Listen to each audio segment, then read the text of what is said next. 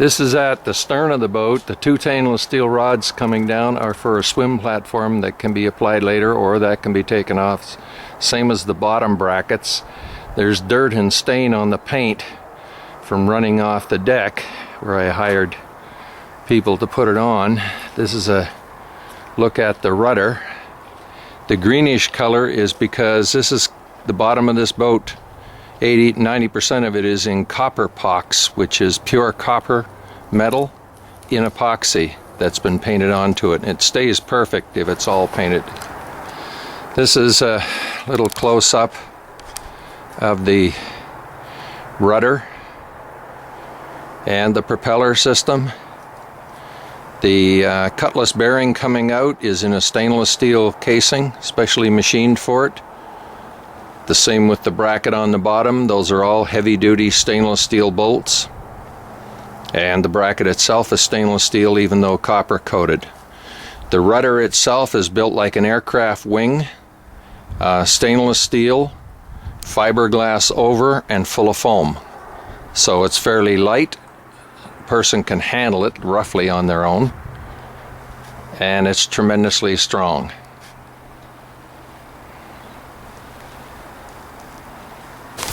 This is giving you a look at the stern area of the rudder so that you can better see how neatly it cuts through the water. It has a very fine profile going through. The area around the propeller is designed to give maximum water flow directly to the propeller. It's 4-blade to cut down vibration, and it can be used for a spin charger. The transmission will allow you to put a charger on the propeller shaft inside if you want to for long distance cruising to keep your batteries up at all times without sail or without power. This bump that you can see in the hull also has a stainless steel reinforced face to it, and that's for speed, depth, and temperature recording.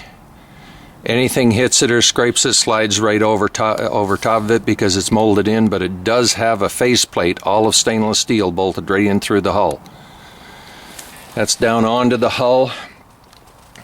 There's a little bit of spalling and cracking along where the copper pox was not completed across the bottom of the boat. That needs to be sanded and filled and brought up to specs.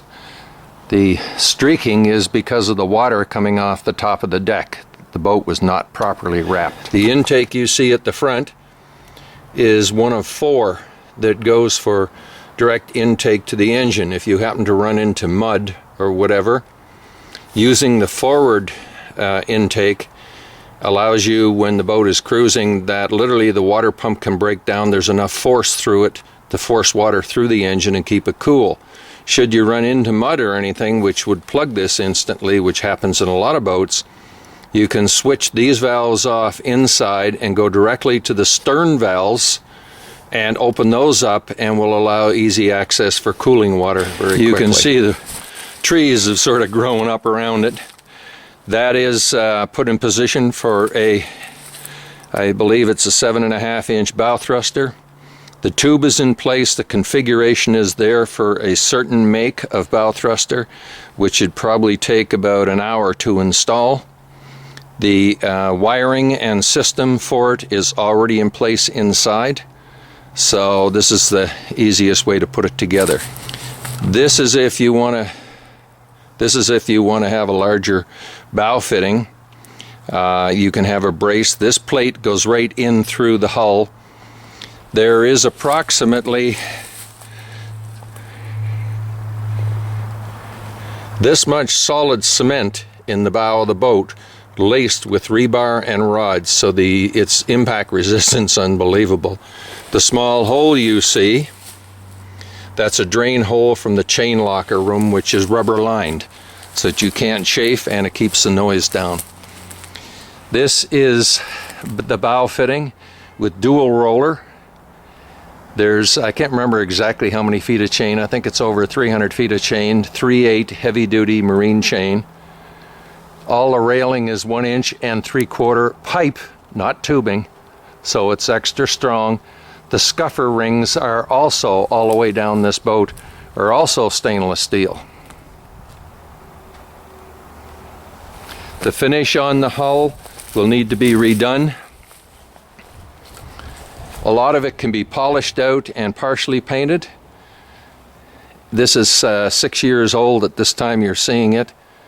That's to give you some idea how poor a job they did. I just had to continue what they did when I came back from out of the country, so it's not a proper wrapping. It should have been over top of it.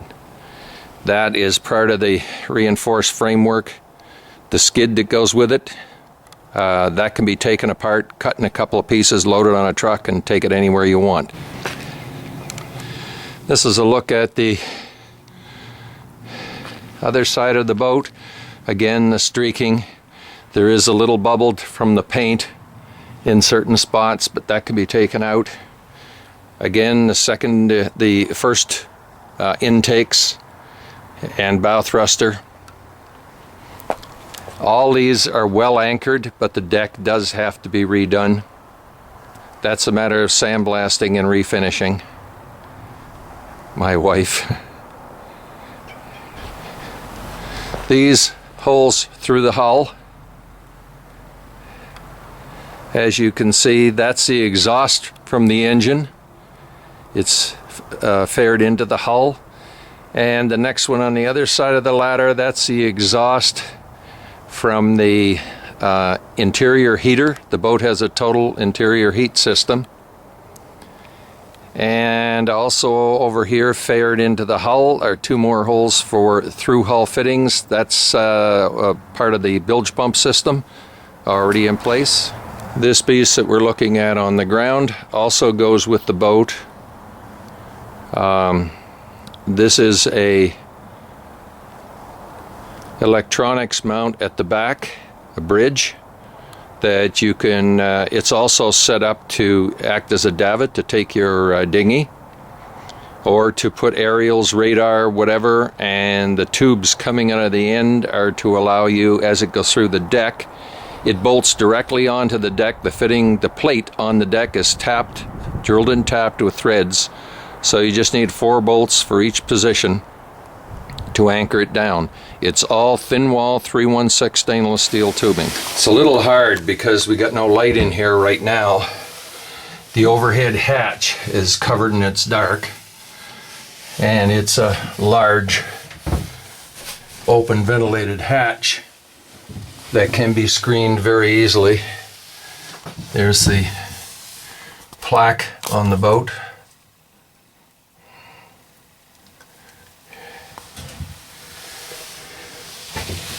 This is down to a desk area, which is a small little cupboard desk area with lots of storage inside. Those are the books on the engine, boat, and parts and stuff.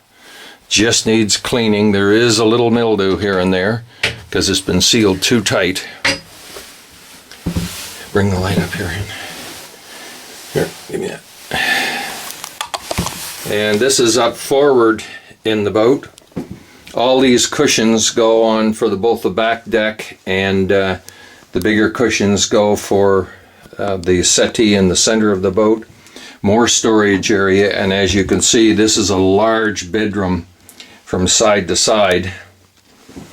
That area hanging down is a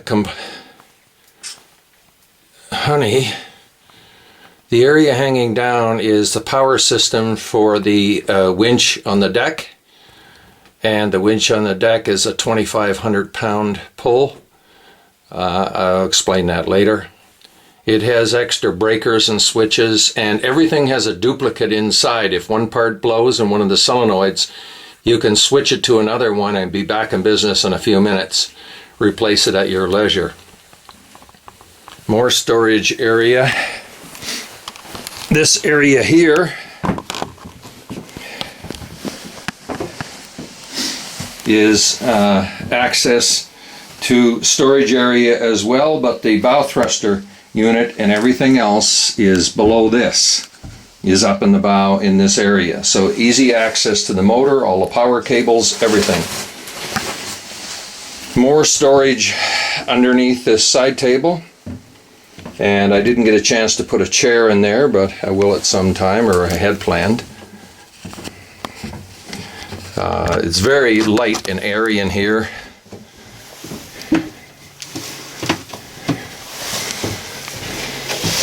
Lots of lights everywhere on the boat, specifically designed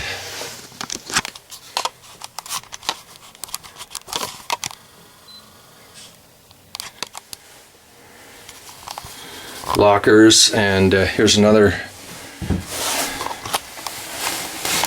God, I gotta figure out how to get this light working.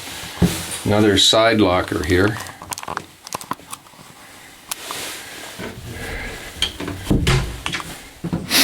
And as you can see, there's a little bit of mold here and there. Needs to be vented. Putting a plastic over it was a horrible idea. That's for an outside wash down. There's a pump down on the bilge for that, so you can wash the anchor chain down. This is for storage of clothes and whatever. Linens, anything you want. More storage underneath. And that's the heater. In each one, the heater is singularly controlled off or on, so you can have it warm in other parts of the boat and cool where you want to sleep. Door, the forward cabin has a lock on its own door. Now we'll go into the first head, which on its door has a full-length mirror from top to bottom, which the wives like. A very expensive sink, all tiled with oak tiles. Storage area around that as well. More storage area underneath. The toilet is a manual. It can be made to electric, but it's all bronze. It's fairly expensive. It's not a cheap one that is made out of plastic. It's all seals, and I have lots of spares for it. This is a mirror for shaving and for general purposes. Also, for shaving directly over the sink, I got them mixed up. This is a mirror that folds down from the top next to the vent, so that you can shave right at the sink itself, and then folds up out of the way when you're finished. Another shelf compartment for storage. A little bit of dirt and a little bit of mold. Very easy to clean up, and once it's ventilated, it won't come back. This is a shower and a bathtub combination. It's actually 2 inches shorter than a regular bathtub. You can sit right down in it. All tiled. Tiles are epoxied in. Very expensive plumbing system added to it. Supposed to be a 50-year guarantee on it, so. Now directly across from this head, we have the second head, which is just a plastic one. It's made so that if the boat's laying one way or the other, you can still use the washroom.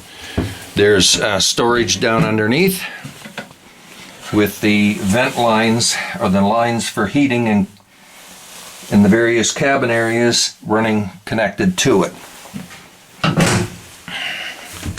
Another storage area which goes away back in.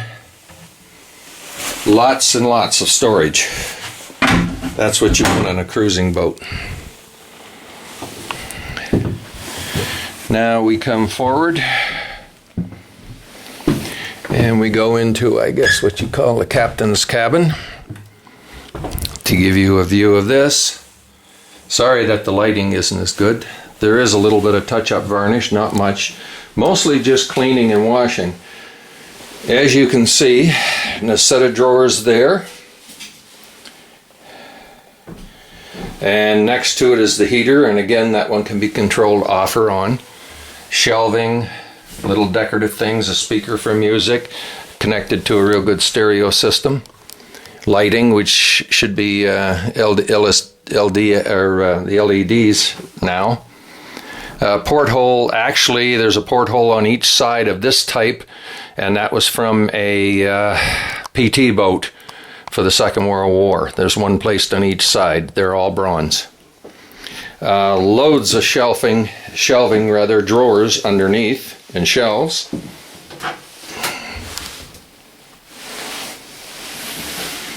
As you see, looking at the floor of the bunk, it is a single bunk. This has cushions, a solid cushion, and 3 cushions at the back. You can then slide this whole, it's a little bit damp right now, but ordinarily you can slide this whole unit right out, and it basically fills the room. You'll have to step just slightly outside to get back in, and you have a wall-to-wall bed. You really can't fall out of bed then. And the cushions that are at the back fold down to be the cushions underneath, and you get a full bed. Good size, equal to a queen, actually a little better than a queen size bed. Portholes in, screens and vents. Now we come into the galley area. Again, there's a little bit of mold and stuff that can't help when it's closed up.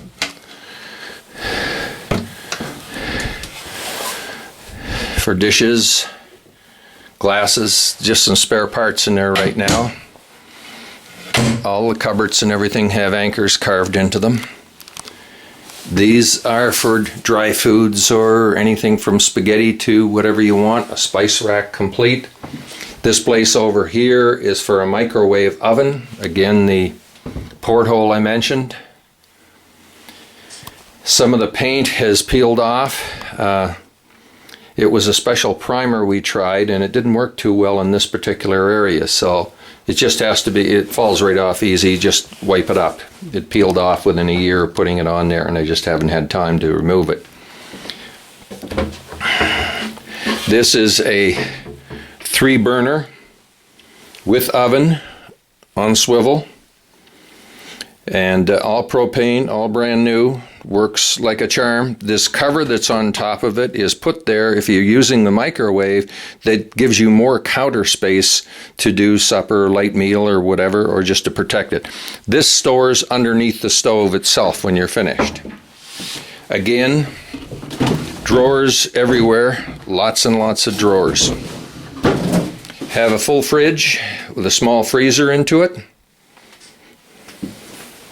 Pots and pan drawers underneath. More storage underneath, and it's a good full double sink. Hot and cold fresh water in the center. And where this is placed is well away from any through-hole fittings for toilets or whatever. This is for salt water, like if you were cooking potatoes or anything, or boiling some lobster or whatever. You get direct salt water from that.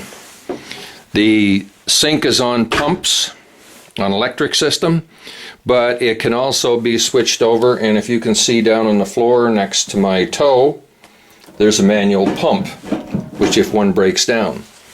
That's the propane switch for an emergency purposes. Just hit the button. It kills the switch on the tanks at the back. There are 2 33-pound aluminum tanks for the propane. This is your dish rack underneath, and for glasses or cups, more storage underneath it. Curtains that slide over. There's a fishing rod rack across the top. This is a partially hidden for waste, for all your garbage.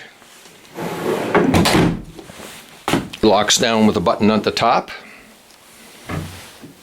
Storage underneath the floor as well. This is just a temporary chair that I rigged up to use. This is the one of the electrical panels. And one is 12 volt, one is 120, and the whole thing can fold down so you have total access to the back of it. This is the inside steering station and running station. All gauges and systems, including a pressure gauge for the transmission, which most boats don't have. Complete gauge system for the diesel. all switches, and a system for fuel. This system also has a button whereby you have complete access to the back for all wiring, and it's labeled. Another storage area. This is a depth recorder, combination depth, speed, windshield wipers on both sides, fan, speaker, lights in the ceiling. This is a chart table. The bottom drawers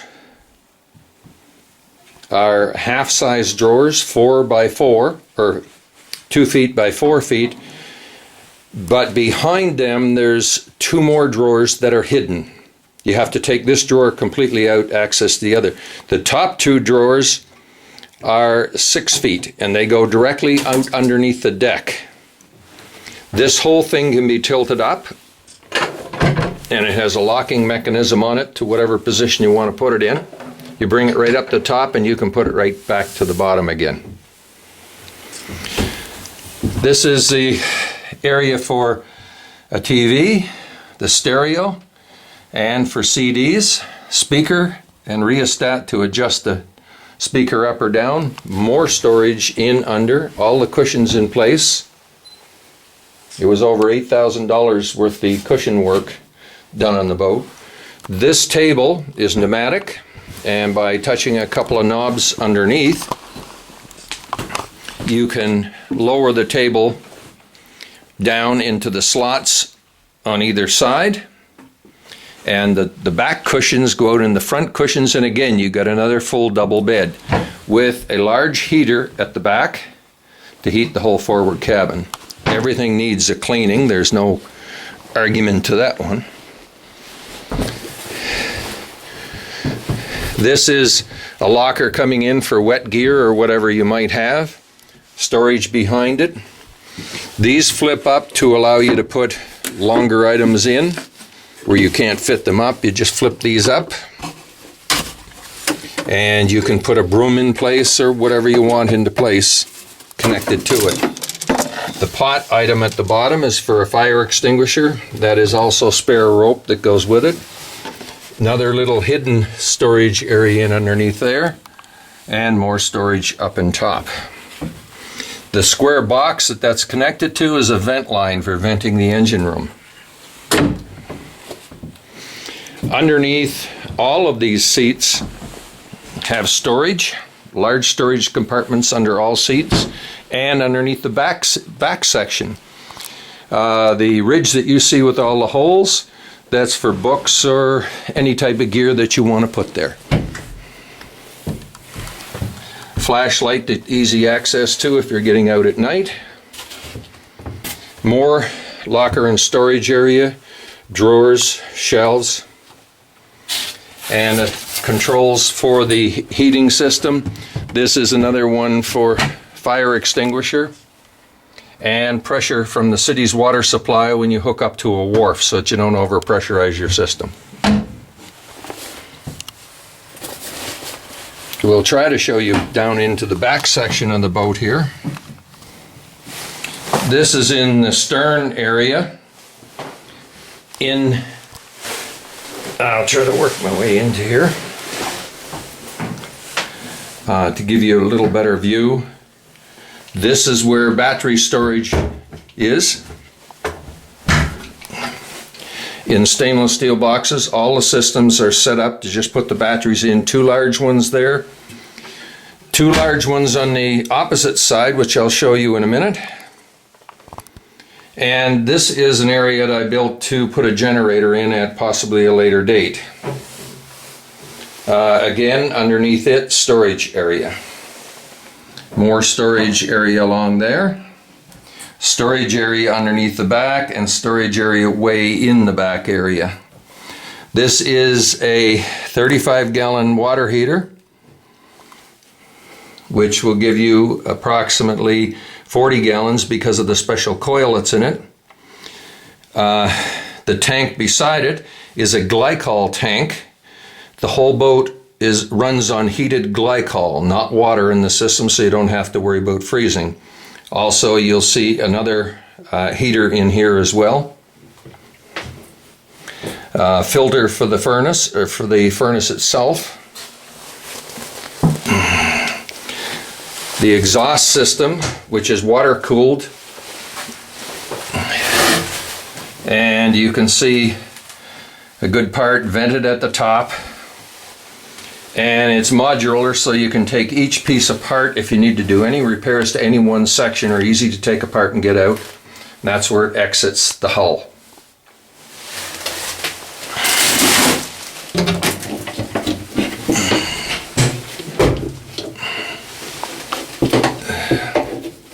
This is the furnace.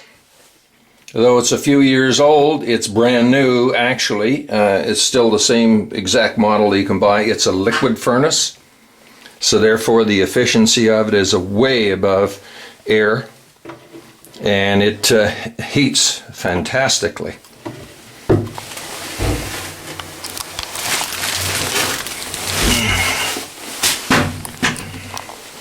This is the second area for batteries.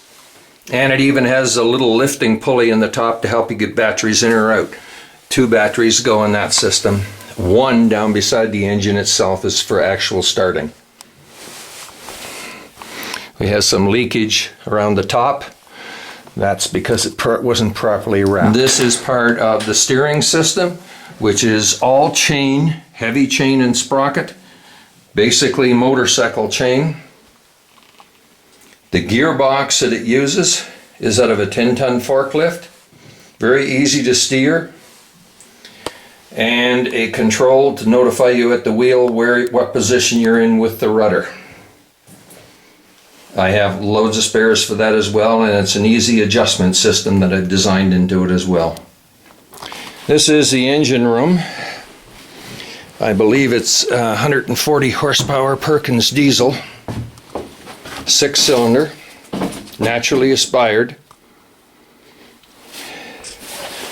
You can see at the back of the transmission there's a pressure gauge, so that if you're in the engine room you can checking things out, you can tell whether the transmission's up to proper pressure. You'll also note that directly over that in the ceiling is a lifting lug.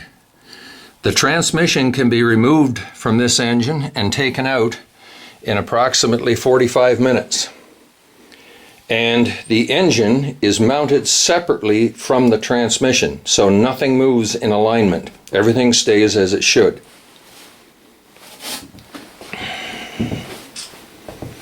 I'll step down here. The floor has a large oak I-beam across it with no flexing in the floor whatsoever. It's a removable beam. You can see the fuel tanks, the intakes for the fuel tanks. There's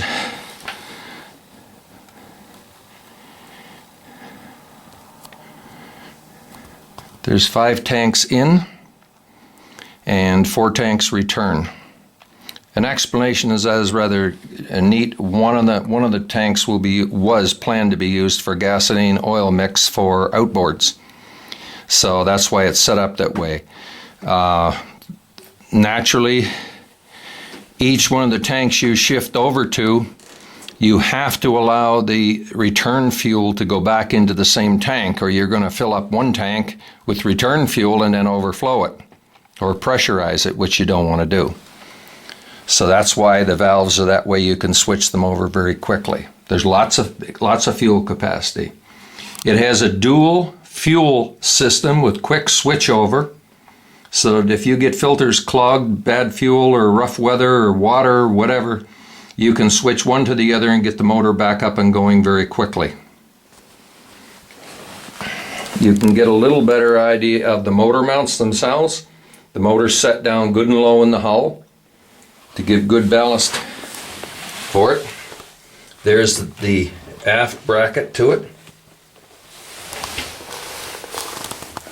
And wiring goes in along the side of it. Fuel line comes across and down with a step-on protector.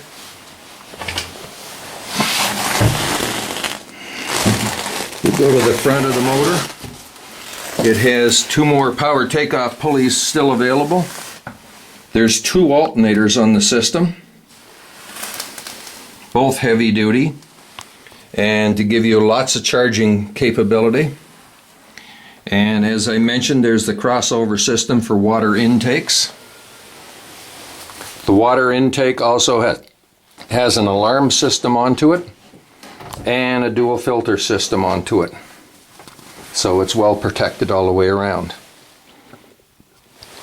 Behind those wooden slats are the fuel tanks. The fuel tanks are made of 5/16 mild steel double welded with removable tops on them. They're all well bolted down and sealed, but they can be removed if you'd have to take up part of the flooring if there was a contaminated tank. Actually, the best way to do is access it straight through the front and put a new access into it. But with that thickness and for diesel fuel, that's the best material is mild steel. The yellow that you see around the base of the engine room is a rubberized paint. I'm not sure how well it worked, but it seems to do a rather good job. There is also one of the control switches for the battery system tucked away underneath. That's basically to switch down to the battery box or the battery itself that would run the engine is right in the stern, as you can see. As close to the engine as you can get it is the proper place to put the starting battery. And that's a 2000 unit inverter converter. And there's all the grounding wires, connections, also the controls for the alternators, the splitters for the alternators so they can't backfeed on themselves.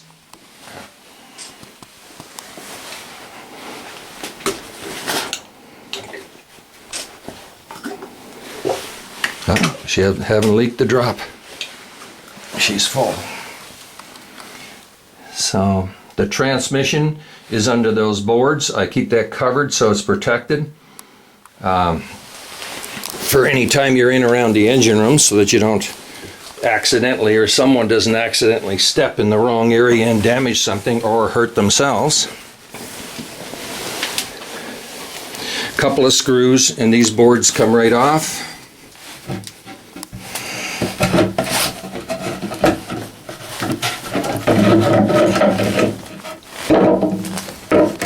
Shows you one part of the transmission. I'll see if I can get the other side open so you can get a better look at it.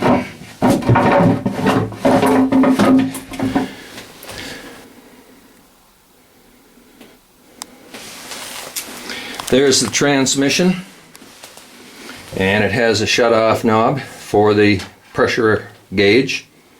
You can't see right down on the back, but it has a dripless bearing system. I'll see if I can get some light onto it.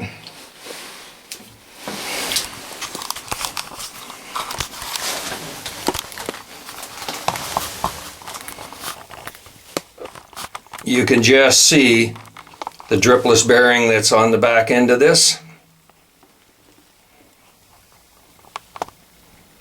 Those lines there are from the toilet, from the head, so that you're pumping all the garbage. If you're anchored in current, you're pumping all the garbage out back past the back end of the boat and not up near the front where you might be taking water in. There's a secondary one as a backup. This is a Federal Marine flexible rubber coupling that allows pretty large misalignment of the shaft, but right now we're at about 3/1000 alignment with the shaft and the propeller and everything on the system, simply because of the type of motor mounts that I had made and galvanized and put into place so that they're anchored on the motor. And I called the company and verified that actually, yes, they should be put on the motor, but most people, for convenience, just put them on the transmission. The problem with that is you generally do a couple of transmissions jobs before an engine job, and immediately when you disconnect the transmission, the engine has to sit somewhere, and the problem with that is now you've got to realign the shaft and everything else, which is a large job. With this system that I built in here, it isn't. You can take the transmission off and on, like I say, within 45 minutes.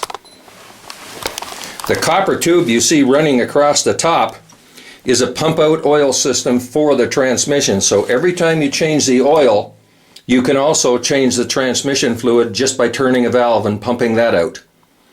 This is one of the biggest problems because they're generally so hard to get at and nobody changes the transmission until it blows.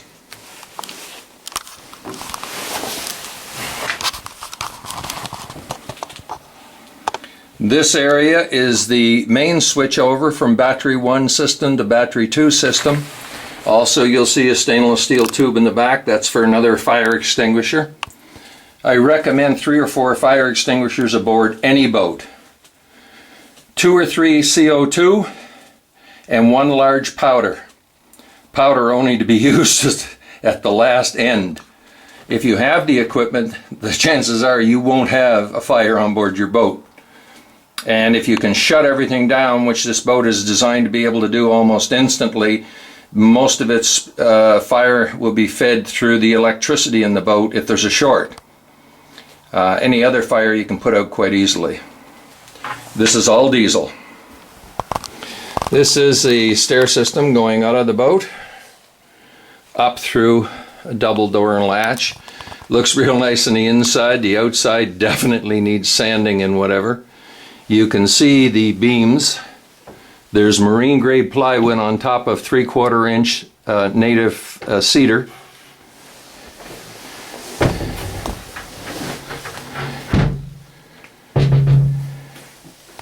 There is a oil burning lamp for an emergency purposes. Curtains pull across all the areas, sliding curtains everywhere so that you can people can't look down on your boat when you're tied up at the dock. You can certainly be nice and cozy down inside. Another drawer on the side. And another quick look down into the engine room and the engine itself. It has a quick removal water pump. You really don't need tools other than a pair of pliers to pull the old pump back out. Or the old impeller blades out and put a new one in. Other than that, it doesn't require any tools. Especially designed by myself so that you could pop it on and pop it off in an emergency or in rough weather. A little bit of a far back scan look at the whole area interior wise.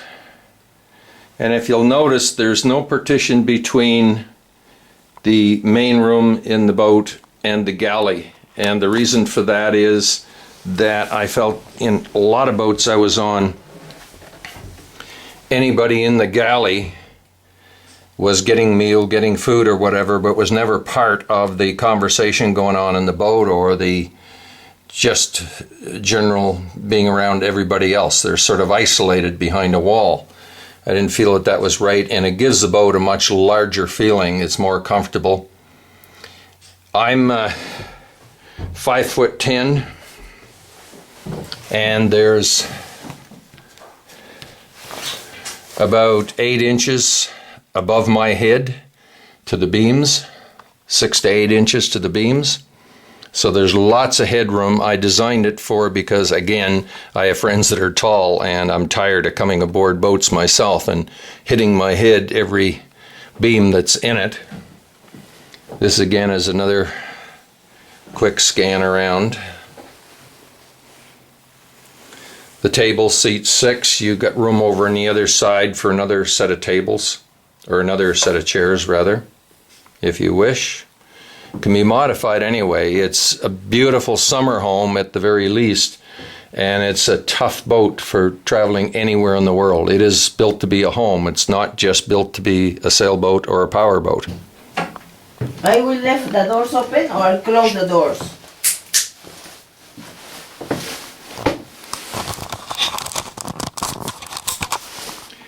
This is to give you another look at a couple of other compartments.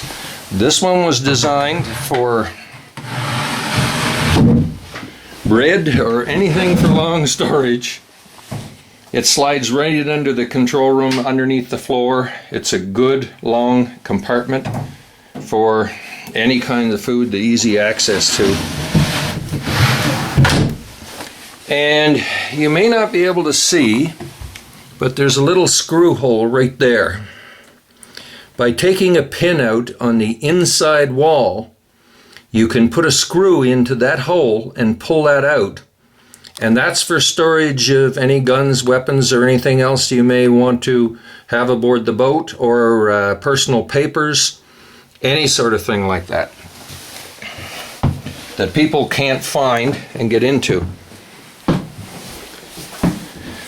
Also, I'll show you here as well. This is another storage area, and I did this for flags.